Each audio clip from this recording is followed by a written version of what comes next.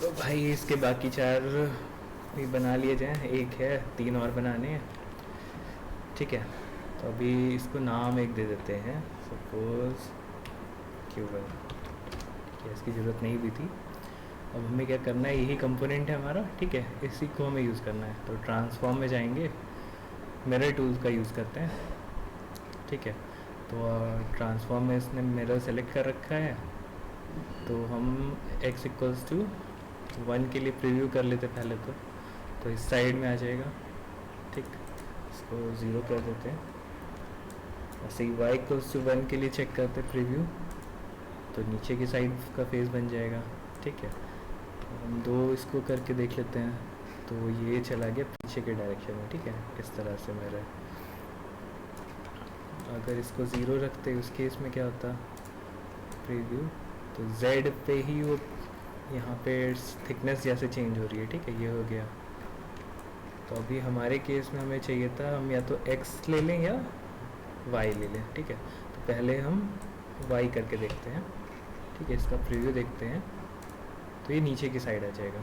ठीक, तो अभी हमें क्या करना है, ऊपर वाला भी चाहिए, नीचे वाला भी चाहिए। ठीक है, अभी हम डायरेक्टली इसे अप्लाई कर देंगे तो ये नीचे आ जाएगा, ऊपर से गायब हो जाएगा। ठीक है, तो हमें क्या चाहिए, ऊपर भी चाहिए और हमें नीचे भी अपना कंपोनेंट ऐड करना है। तो हम यहाँ पे कॉपी को चेक कर देंगे। ठीक है, कॉपी को चेक कर दिया और उसके बाद हम यहाँ पे इसे यूनाइट भी कर सकते हैं। ठीक है, तो यूनाइट करने से क्या होगा, ये जुड़ जाएगा। ठीक है, नया कंपोनेंट नहीं बनेगा। ठीक है, अगर हम इसको अप्लाई करें तो इसको क्लोज कर देते हैं। अप्लाई कर दिया, इसे क्लोज कर देते हैं। तो अभी ये देखो, यहाँ पे 2 अलग अलग पार्ट आ गए हैं। ठीक है, और अगर हमने इसे यूनाइट कर दिया होता तो उस केस में ये जुड़ गया होता। तो हम फिर से ट्राई कर लेते हैं। मिरर ट्रांसफॉर्म है, कॉपी करना है हमको और साथ में इसे यूनाइट भी करना है। ठीक है, तो अभी अप्लाई करते हैं और ना, यहाँ डायरेक्शन नहीं दिया हमने, इसको बंद करना पड़ेगा, प्रीव्यू, और फिर इसको अप्लाई कर देते हैं। ठीक है, तो अभी जो पार्टीशन था वो पार्टीशन नहीं है। ठीक है, तो इसको बंद कर सकते हैं।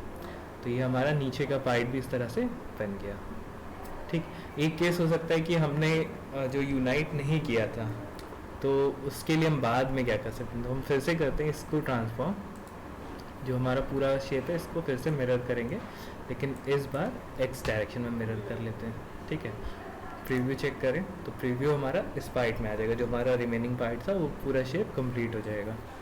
ठीक है, तो इसको भी हमें कॉपी करना है, एग्जिस्टिंग को भी रखना है और नया भी हमें चाहिए। ठीक है, लेकिन इस बार हम यूनाइट नहीं करेंगे, इसको अप्लाई कर देते हैं। तो हमारा यहाँ पे शेप मिरर होके आ गया, कॉपी होके।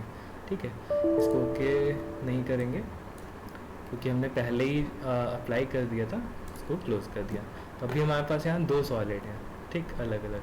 तो हम क्या कर सकते हैं, इन दोनों सॉलिड को ज्वाइन करने के लिए इसको सेलेक्ट कर लिया, उसके बाद बूलियन ऑपरेशन यहाँ से यूज़ करेंगे, और बूलियन ऑपरेशन कौन सा, ऐड करने का, तो हम ऐड कर देते हैं दोनों को। ठीक है, तो अभी ये फिर से वापस एक शेप बन गई। तो हम वहाँ पे भी यूनाइट कर सकते थे और यहाँ बूलियन ऑपरेशन से भी इसको ज्वाइन कर सकते हैं। तो इस तरह से हमारा शेप कंप्लीट हो गया है। ठीक है,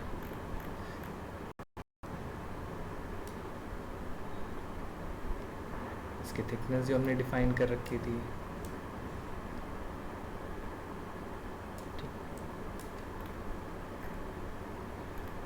जैसा लास्ट टाइम देखा था, चीज़ें यहाँ पे हम चेंज भी कर सकते हैं, जो पैरामीटर चेंज करना है।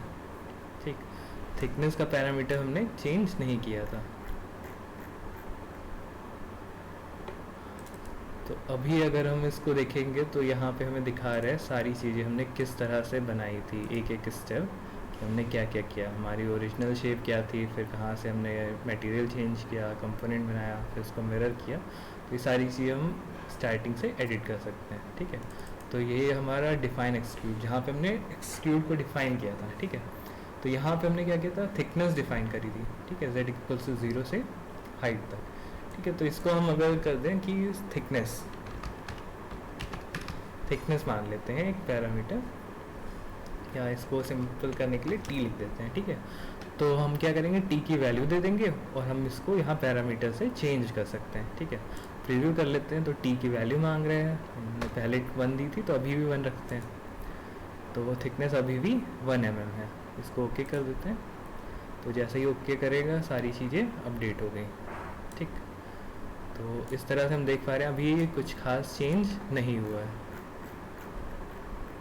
ठीक है, लेकिन इसका बेनिफिट क्या होगा, अगर हमें आगे जाके कहीं थिकनेस चेंज करनी है तो वो थिकनेस हम यहाँ से चेंज कर सकते हैं। सपोज़ हमने बहुत थिक बनाना है इसको, टी इक्वल टू 10 mm, तो हम यहाँ पे 10 कर देंगे और फिर से पैरामीटर्स को अपडेट करने के लिए F7 प्रेस कर देंगे तो हमारी थिकनेस चेंज हो गई। ठीक है, तो इस तरह से जो पैरामीटर हमें चेंज करने हैं आगे जाके, तो उसको हम इस पैरामीटर के फॉर्म में यूज़ कर सकते हैं। इसको वापस से हम बंद कर देते हैं, डिफ़ॉल्ट F7 से अपडेट, तो ये हमारा शेप बन गया। अब एक और चीज़ जो इसमें रह गया है वो क्या है, हमें अभी तो हमने ये मेटल डिपॉजिट कर लिया, लेकिन इसके लिए एक बेस भी चाहिए, सबस्ट्रेट। ठीक है, तो सबस्ट्रेट को हम न्यू मॉडल से डिफाइन करेंगे और इसके लिए सिंपल ब्रिक ले लेते हैं। ठीक है, तो ब्रिक से कर सकते हैं या हमने जो एक्सट्रूड टूल किया था उसी का यूज़ कर सकते हैं। तो अगर एक्सट्रूड टूल यूज़ करेंगे तो डायरेक्टली इसको एस्केप कर देते हैं। अब हमें पता है कि एक्सट्रूड टूल में इसकी थिकनेस कहाँ पे है, तो 0 से अगर हम स्टार्ट करेंगे तो कहाँ तक जाएगी। ठीक है, तो हम कहते हैं इसको कि जो हमारा 0 से स्टार्ट हो रहा है लेकिन हाइट जो है निगेटिव डायरेक्शन में जा रही है, और इसको हम TS कर देते हैं, थिकनेस ऑफ सबस्ट्रेट के लिए। ठीक है, तो नेगेटिव साइड में जितनी भी हम थिकनेस देंगे वो नेगेटिव डायरेक्शन में जाएगी। तो ऊपर हमारा मेटल था, नीचे की साइड सबस्ट्रेट आ जाएगा। ठीक, फिर हमें क्या करना है कि वैल्यूज़ देना है कोऑर्डिनेट्स का। ठीक है, तो कोऑर्डिनेट्स हम क्या करते हैं, इसको हम चेंज करने के लिए पैरामीटर के फॉर्म में ले लेते हैं।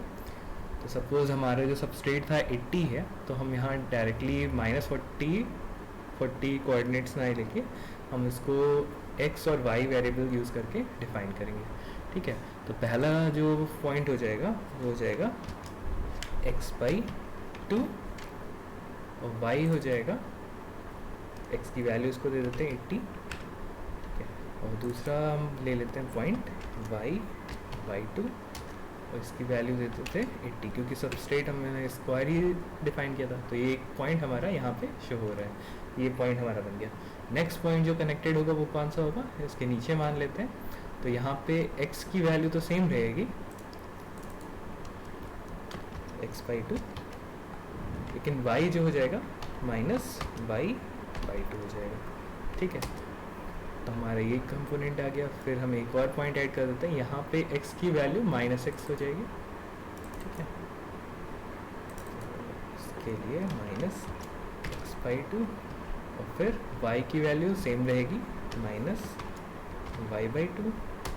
ठीक है, तो ये शेप बन गया। अभी हमें एक और पॉइंट चाहिए, तो उसमें क्या करना है, x की वैल्यू सेम रहेगी -x/2 और y की वैल्यू यहाँ पे y/2। ठीक है, तो अभी हम इसको ओके करते हैं, प्रीव्यू कर लेते हैं। तो जैसे थिकनेस थी, अभी हमने थिकनेस कितनी नहीं है इसकी, तो थिकनेस हम यहाँ पे इसको 2 mm दे देते हैं, तो थिकनेस होगी।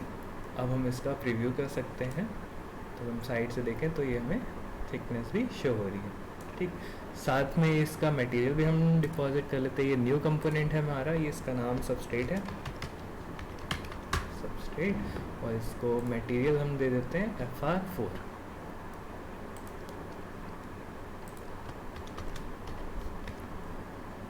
Loss free FR4। ठीक है, तो फिर से प्रीव्यू करेंगे तो मटेरियल का कलर भी आ गया, और इसको फाइनल करने के लिए ओके कर देते हैं। तो ये मटेरियल भी हमारा सबस्ट्रेट का यहाँ पे तैयार है।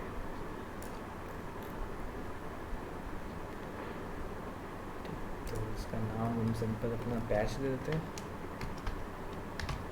पैच और सबस्ट्रेट। तो हमारा कंपोनेंट दो चीज़ों से मिलके बना हुआ है।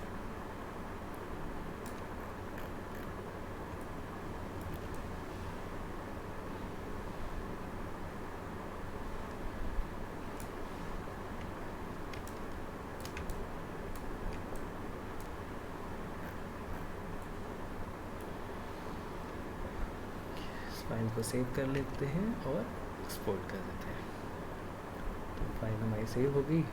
बाकी जिस पॉइंट पे पोर्ट चाहिए तो पोर्ट हम असाइन करने के लिए एक फेस चाहिए होगा हमको, ठीक है। सपोज़ ये फेस है, तो फेस सेलेक्ट में जाने के लिए F प्रेस कर देते हैं। अभी हम कोई भी फेस सेलेक्ट कर सकते हैं। सपोज़ हमने इस फेस पे पोर्ट बनाना है, ठीक है।